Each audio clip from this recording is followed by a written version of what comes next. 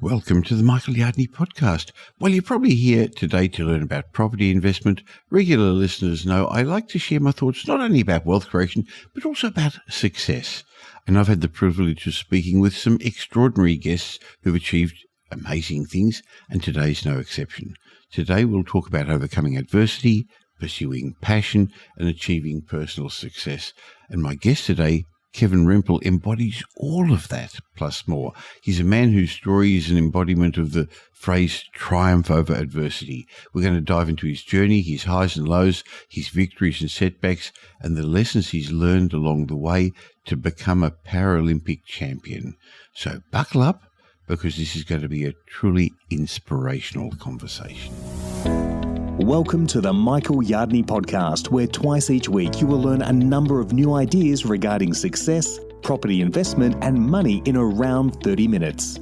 Our show is brought to you by Metropole, who specialise in helping you grow, protect, and pass on your wealth through strategic property and wealth advice. Now, here's your host, Michael Yardney, Australia's authority in wealth creation through property, who has been voted one of Australia's top 50 most influential thought leaders. Are you facing some challenges at present? Let's see if we can help you today as my guest, Kevin Rempel, who's a Canadian sledge hockey player, faced more than his fair share of challenges, from being told he might never walk again after a motocross accident to dealing with a family tragedy. Kevin's faced it all head on. He went on to become a world champion in 2013 and a Sochi Paralympic bronze medalist in 2014. But his achievements go way beyond the ice rink. Kevin's also an author, a motivational speaker, and a hero to many who've had the pleasure of hearing his stories. He's turned his adversities into advantages, creating a legacy of resilience and determination. So welcome, Kevin. Thanks, Michael. I'm super excited to be here with you today. Well, Kevin, your journey is truly inspirational. So can you tell us a bit more about the initial challenges you faced when you were told you weren't going to be able to walk again after your motocross accident? How did you manage to turn this devastating news into a motivation to be able to overcome it? You know, for the listeners, I'll provide a brief backstory. That would be great. I mean, as a teenager, my dream was freestyle motocross, like the X Games. And so I was pursuing that, and at the age of 23, I performed my first show. I felt like I'd achieved all my childhood dreams, and then 2 weeks later, at my second show, I crashed. It was a pretty significant crash, which resulted in me breaking my back and my pelvis, and I was instantly paralyzed. As I broke my back, I was very fortunate that I had an incomplete spinal cord injury, which meant that I didn't sever my spinal cord, but fractured and dislocated my vertebrae, pulled and pinched it, and it took many weeks and if not months to learn how to walk again. And we can go into more detail about that mindset and that process, but to give you even just another brief idea in terms of the motivation to persevere after I broke my back, the kicker to my story is not only was I paralyzed, but my dad was paralyzed 4 years before I was in a hunting accident when he fell out of a tree. And my dad really struggled to live with his spinal cord injury, ended up taking his own life 5 years after his accident. And there's two things I would say. My motivation to persevere stemmed from not wanting to take the same negative route as my father did. But just as important, or even more important, I would say, is that I also knew I wanted to be just like the heroes in my life who I looked up to, admired, and aspired to be like. And it was the catalyst of what today I identify as the hero mindset. But knowing that I just wanted to be that comeback story, I wanted to write a story, a life story that I would be proud of. Well, many people would have given up facing such adversity, and unfortunately your father did. But you somehow or other managed to strive for more, to learn to walk again, and to become a world-class sledge hockey player. What was going on in your head at that time? So after my accident, I was able to continue to ride. I still could dirt bike, not like I used to. And I was searching for something new to create a new goal, something to set my sights on. I wasn't aware of the Paralympics existing other than wheelchair racing. until I discovered the sport of sledge hockey. Now, in Australia, I'm sure that it's probably not too familiar. I have no idea what that is, Kevin. Yeah, exactly. No idea. I live in Canada, and so many people around the world are familiar with the fact that in Canada, hockey is our national sport. And sledge hockey is where you play hockey sitting down on the ice. You're in a sled where you're sitting in a bucket, and there's two blades underneath of you. Often between, when you begin, they're 3 to 5 inches apart, and mine today are 1 inch apart. And you play with two hockey sticks. You got a left and a right curve. You got to be able to pass and shoot with both hands, and you pull yourself around the ice using your arms. Wow. Interesting. So your success in sledge hockey is impressive, becoming a world champion and a Paralympic bronze medalist. Fantastic. Can you talk a little bit more about the mental strength and the training that goes into competing at that sort of a level, especially when you've got to overcome physical adversity? Yeah, absolutely. Playing at the Olympic level was a treat. I feel like I got to live all my motocross dreams through sledge hockey. With Team Canada for 5 years, playing at that level required a tremendous amount of discipline, focusing on the proper habits, and focus towards the big goal, which was competing in the Paralympic Games. And so I found that every single day, like we do in our life or in our business, it was waking up with a mindset determined that not only am I going to become a hero to myself by doing what I need to do so that I'm performing at my best, but making sure that I'm showing up not just for myself, but for my teammates so that we can all succeed together. And then additionally, recognizing that it's not just about me or the team, but we're also playing for Canada, and having that mindset in place that every single day we have a choice to make about small things that make a big difference. And it was shaping that mindset over time, one day at a time, one step at a time, through a number of setbacks. But that's what makes, I think, both an Olympian, but it makes every single one of us. Because every single one of us have decisions to make every single day to become that hero in our own story. Well, I know you've gone on a lot further now. We're both members of a mastermind group where we've gotten to know each other a bit. And now you're a motivational speaker, you're an author, and you share your story of resilience, you share your story of determination. How important is it for you to share your experiences and to inspire others? It's very meaningful for me to be on stage or helping coach individuals, whether that's a corporate leader, for example, or especially who I'm most passionate to help is athletes that are approaching retirement or recently retired. It helps me find meaning and purpose in all that I've been through so that I can help other people avoid the mistakes that I've made to accelerate their success and find that podium, whatever it is that they're looking for.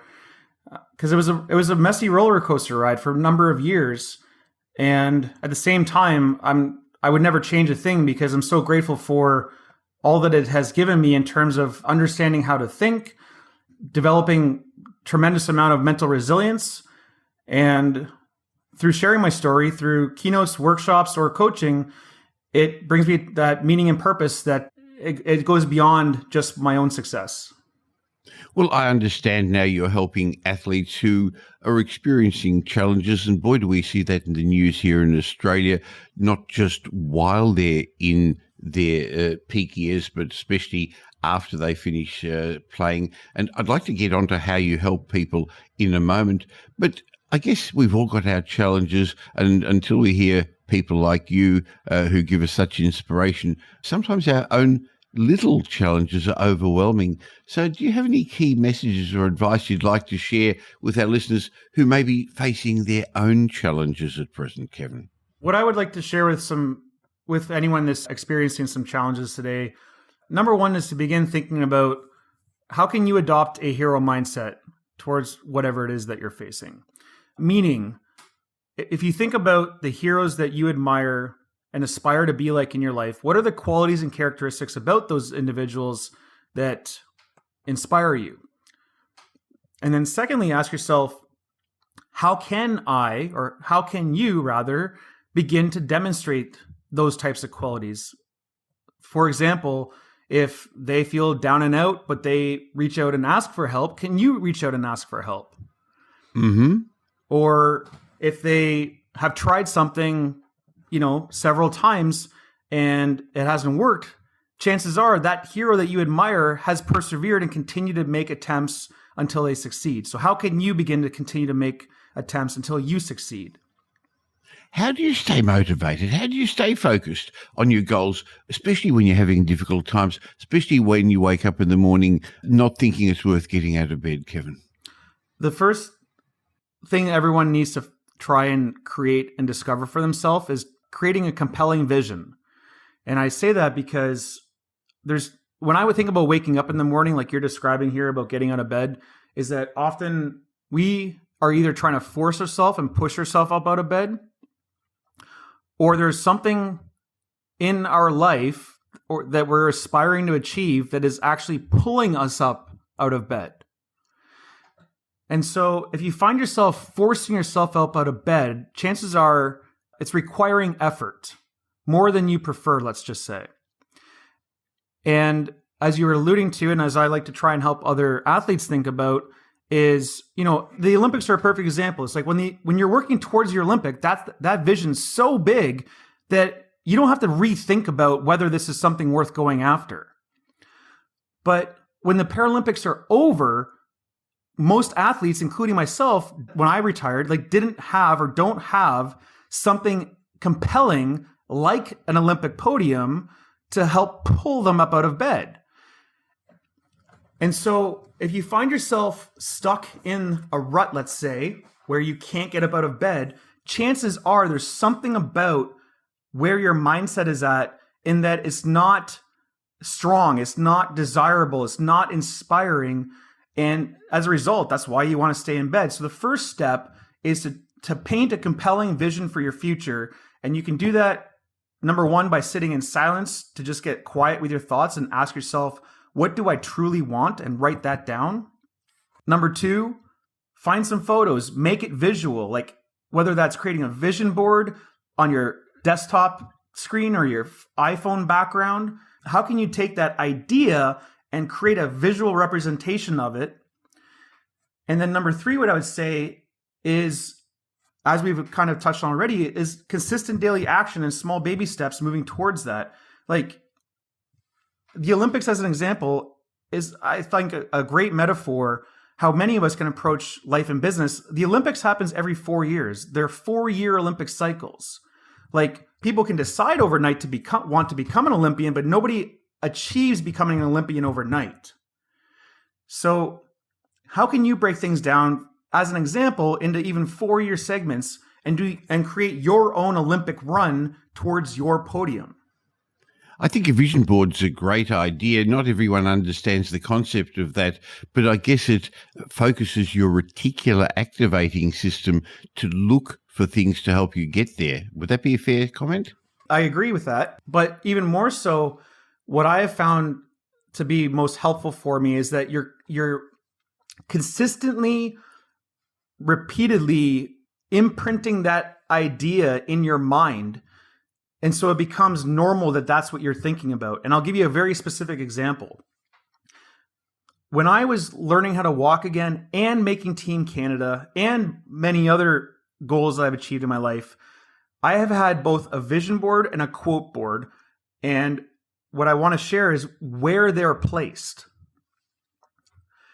My vision board specifically for years has always been placed at the end of my bed, so that it was the first thing I would think about when I wake up in the morning, and it was the last thing I would think about before I go to sleep at night. My quote board, where I would capture inspirational quotes from a podcast, a book, or a friend, or whatever, I would get a piece of Bristol board from the dollar store, and I put it above my toilet. And the reason why I did that, especially in the early years as I was learning how to walk again, because I spent 4 years in rehab to get on my feet, and I was living and working at home. I wasn't even working. I was just living at home, going to school. And on average, let's say I drink a lot of water. I'm going to the bathroom to pee, 6 to 10 times a day. And so 6 to 10 times a day, I'm literally programming my mind and memorizing all of the inspirational quotes of the beliefs that I want to imprint in my mind. And I didn't even know what it was at the time. Today, now I know you can identify that as cognitive behavioral therapy or a version of it. But it's like I was literally programming my mind through the thoughts and the images I wanted, and they were specifically placed where I would see them most frequently at the most important times of the day, which are the first thing in the morning when your mind is fresh, and right before you go to bed, the last thing you're thinking about. Well, your thoughts lead to your feelings, and your feelings lead to your actions, and your actions lead to your results. So your outside world really is a reflection of your inner world. So what you're saying makes a lot of sense. And I hope people listening to this are getting some inspiration. I think one of the other things that we probably should say at this time is there are a lot of ways of getting help if you're currently suffering from some challenges. I think reaching out and asking for help is a big factor as well, isn't it? Absolutely. Here's another tool that everyone can take. And this is, again, personal, professional life. Doesn't mean you're depressed. It means that you could be using this towards a project with work and your colleagues. But I want to share with you what I call the 3 A's to help you get the help you need. Admit, ask, and accept. Number 1, admit that you're struggling and that that's okay. My dad, as an example, would not admit that he had a problem. It's an old school way of thinking. I'm fine. Don't worry about it. It's not an issue. You're making a big deal. That's not going to serve you. And it's an example of how we often will first get in our own way before we can then move on to the second step. If we can first get out of our own way, we can then reach out and actually ask for that help, because no one knows we're struggling unless we say something. And what's going to happen, what so many of us experience, is that we feel like we're all alone until we raise our hand and say, I need help, at which time we then find out everyone else raises their hand and says, me too. Then once the help is actually presented to you, the third step is to then accept the help. Meaning, make that phone call, send that email, book that appointment, talk to your spouse, reach out to a colleague, talk to human resources, whatever it is. My dad, as an example, would not accept the help. He would have appointments with a psychologist, psychiatrist. He'd cancel, postpone them until eventually they stopped trying to rebook, because we learned that you can only do so much to help someone who's not willing to help themselves. And so if the help is in front of you, we actually need to put that into practice. So the 3 A's for anyone struggling, like I say, it could be something big like you're suicidal, and I've been suicidal. I'm not shy of this. I'll go down that road too.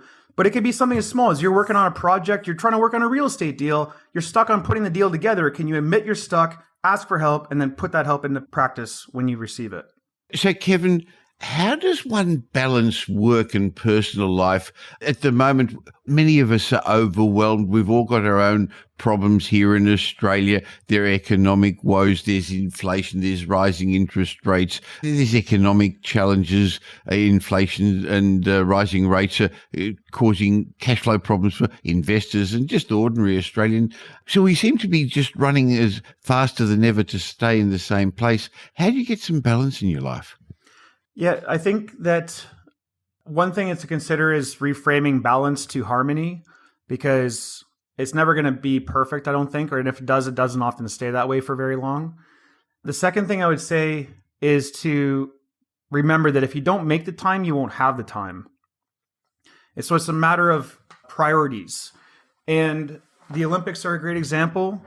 I remember delivering presentations and people would ask me, like, how do you find the time to work out? It's like, you make it. Like, most people schedule fitness and health around work, whereas it should be the opposite way around. You schedule work around health and fitness. Mm-hmm. So I feel both my disability is both a blessing and a curse, because I don't have the option, like some people do, to neglect physical activity and to neglect diet and to neglect sleep, because I'll just not make it through the day. My body is taxed by having a spinal cord injury. And so I just challenge everyone to think about, like, what have you let go of? Is the first question to ask yourself, like, in terms of your well-being, what have you let go of? And the second question to ask yourself is, what must change? That's interesting. There's some good questions. Now, I know through our joint mastermind group that you've now gone on to inspire thousands of people, and you've got a coaching service that helps athletes and entrepreneurs. So maybe you could just tell us a little bit about what you do day to day nowadays and how people can benefit from the services that you provide. If anyone is looking for some guidance, direction, or that hope, inspiration, what I'm passionate about delivering and helping people with is through keynotes and workshops. I often spend most of my time in corporate environments delivering my message about adopting a hero mindset.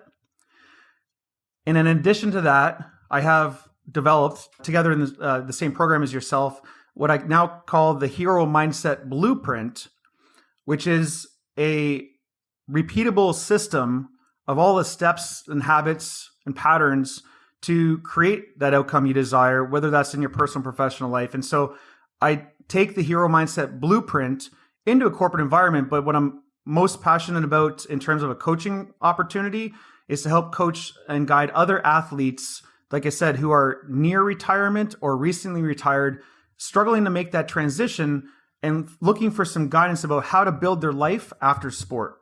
Now, clearly with the internet and the way things work, really doesn't matter what part of the world they live in. Would that be fair to say? Correct. Absolutely. So how do they find out about you? Where should we go? And we'll leave a link in the show notes, but where would you like them to find out more about your services? The best place to go is, you can start with my website, Kevin Rempel, REMPEL.com. But LinkedIn and Instagram would be the other two social platforms. Any three of those areas would be great to start, and just please send me a DM. Well, I'll definitely leave a link in the show notes for you. Now, just before we finish off, just looking back at your journey so far, and it's been an amazing and an inspirational journey, what are you most proud of? I feel like I'm most proud of helping people with my story. It has been such a roller coaster ride, and I'm grateful that not only have I been able to get through it, that is something I'm incredibly proud of. You should be very proud of that. Yes, it's not been easy would be an understatement, that's for sure. Well, I've had many blessings in terms of my paralysis could be permanent. I'm lucky that I had insurance, which has support me through my recovery. And a lot of people have helped me along the way that I wouldn't have been able to do this on my own. And so I feel proud that I am where I am today to help inspire other people, like I say, to become a hero in their own story. And whether that podium is the actual Olympics, or it could be something as small as creating and living within your own independence, to raising a family, to starting a business. We're all on our own journey towards our own podium. And I want people to learn how to adopt, like I said, a hero mindset where each of us become a hero in our own story. And I guess lastly, what do you hope to achieve in the future? What's ahead for Kevin Rempel? I would love to, like I say, lean hard into helping athletes. I think about things like a legacy. I feel like I've made a good mark on the sledge hockey community here in Canada, especially. I've created a series of YouTube videos. I think there's about 35 videos about how to play sledge hockey, which to my knowledge to this date, still no one else has ever even come close to creating that much instructional content. So giving back to the sport. But more than anything, I just want to be able to create an awesome life, living with a disability while I'm giving back to help inspire other people to do the same. Well, Kevin, thank you. That's been an amazing story, but also very inspirational. And I think anyone who's listening to this, who's having some challenges, remember what Kevin said, accept, reach out and ask for help. And Kevin, I'm going to leave some links in the show notes, so anyone who wants to be in contact with you, either through social media or directly through your website, will be able to contact you. Thanks so much for your time, Kevin. Thanks, Michael.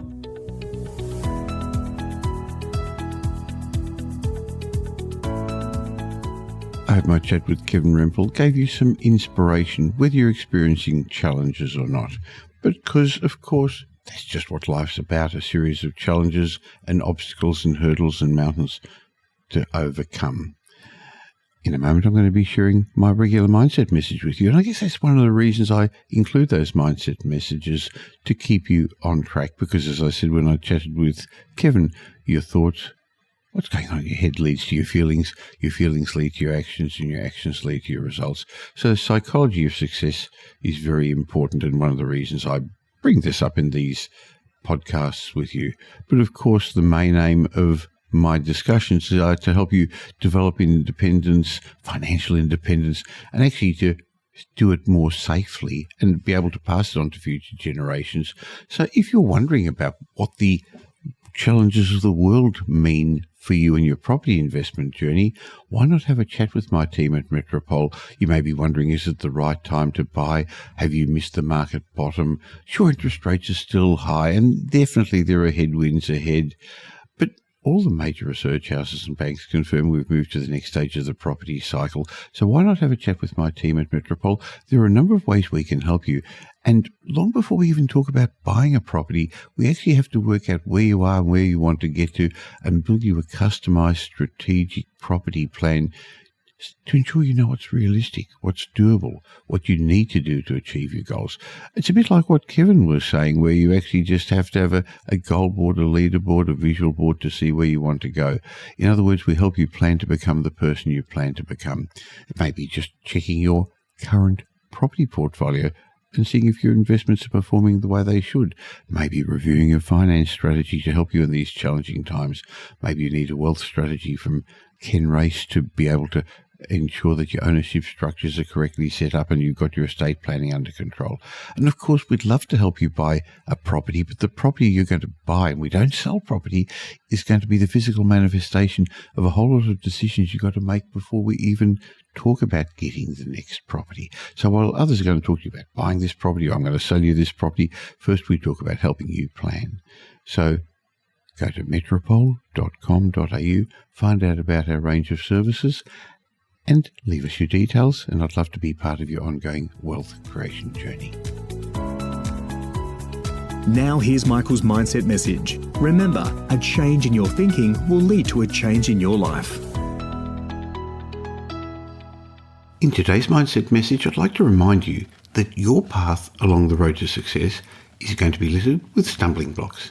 You see, over the last couple of years, I can think of two friends who are both high-performing salespeople and who expressed a burning desire to succeed in life and in their careers. They both quit their jobs. Things got too tough and they gave up. They couldn't hack it anymore. And I've seen the same happen to property investors when the economy turns or the markets turn or stumbling blocks are put in their way. Yet these investors and my friends, when you spoke to them, they expressed a strong desire to succeed. If you asked them a while ago, they were sure they were going to succeed. So what happened?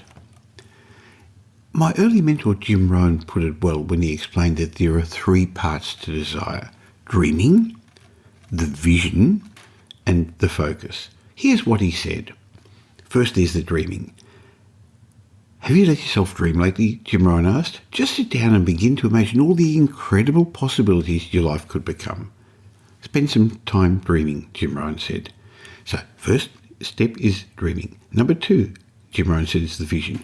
Once you dream, you begin to cut back on all the possibilities and narrow it down to the possibility which is what you really want. You begin to create a vision for your life, said Jim Rohn. You begin to see it as you want it. And then lastly, you change desire into focus. Once you've got the vision, you really have to focus on that dream. This is really when you get specific about what your life is going to look like moving forward. Now, there's also three parts for dedication, said Jim Rohn. Number one, the plan. Two, the beginning. And three, perseverance. First is the plan, said Jim Rohn. Without a plan, you're going to drift to and fro. You're certainly not going to carry out your dream if you don't have a plan. So write it down, set your goals, know what you want and how you're going to get there. Now, you've heard that said over and over again, but in my mentorship program, I know that those people who write down their plans, write down their goals, and visualize them are much, much more likely to get them, because that's because your reticular activating system kicks in and starts looking for those things that are going to help you get there. You know that story, that if you're going to buy a white Toyota, all of a sudden you see white Toyotas all over the road. Your reticular activating system is that part of the brain that cuts out all the surplus extraneous information that's coming in and hones in as your GPS. So Jim Rohn said, what you've got to do, number one, is write down your plan. That makes sense. He said, number two is the beginning. This may sound simple, and yet it's simply profound. Many people have a dream, and they even have a plan, but they never begin. So simple. Just start. The first step on a long journey is just one step. If you've got a dream and a plan, take the step in the right direction. And Jim Rohn said, the last thing is to persevere. Every road to every dream has a section that's hard to travel, said Jim Rohn. Every great dream will encounter difficulty. The question isn't whether or not you're going to encounter trouble, but how you're going to respond to that trouble. So my question to you is, will you quit when the going gets tough, or will you persevere? I've found that every successful person I know, myself included, has encountered problems along the way that tempted them to quit. Yet they persevered, and then they achieved their dreams. As always, wise words from America's foremost business philosopher. Your job then is to put these words into action so that the stumbling blocks along the way don't trip you over. Have a dream, have a vision, have a focus, and then write down your plan, get going, and persevere.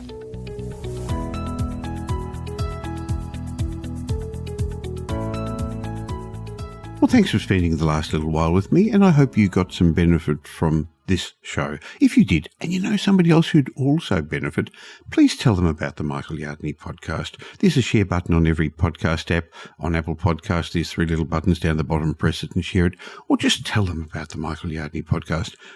I hope you're going to be doing them a favour, and you'll definitely be doing me a favour and helping me in my quest to make as many people as possible financially literate. Now, there's ways of catching up with me between these shows. Just look for Michael Yardney on social media, or why not join my private Facebook group? Go to Facebook and look for the Property Update Facebook group. And I have a way of saying thank you to you for subscribing to this podcast. Go to podcastbonus.com.au. There'll be a link in the show notes, podcastbonus.com.au, where you can get a bunch of ebooks and reports. My way of saying thank you. And when you've got time, why not listen to some of the old podcasts? There's individual lessons in each of those that I think would be helpful for you. I'll be back again real soon. In the meantime, have a great week. Make it a great week. Thanks for listening to this episode of the Michael Yardney podcast, which was brought to you by Metropole, who help their clients grow, protect, and pass on their wealth through strategic property and wealth advice. If you like what you heard and don't already subscribe, you'll find us on iTunes or on your favourite Android app as the Michael Yardney Podcast. Watch out for our next show, which comes to you twice a week, and you'll learn some new ideas about property investment, success and money in around 30 minutes. To get more of Michael's thoughts, go across to www.propertyupdate.com.au and sign up for his daily morning briefing, and you'll hear from not only Michael but a group of leading property success and money experts. And just a reminder that the information you heard in this show today is general educational advice and not specific investment advice, as we don't know your personal circumstances. If you're looking for specific advice, why not ask the team at Metropole to help you?